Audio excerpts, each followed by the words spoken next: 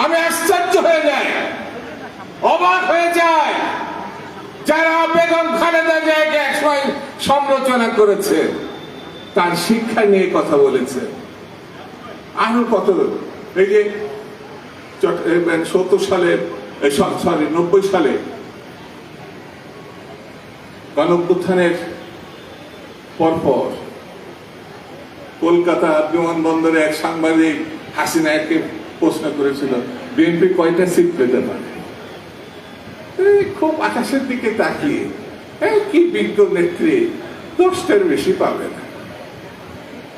ইলেকশনের পর বেগম জিয়া সরকার গঠন করেছিল 91 সালে। খেয়াল আছে? একটু জোরে বলেন, খেয়াল আছে?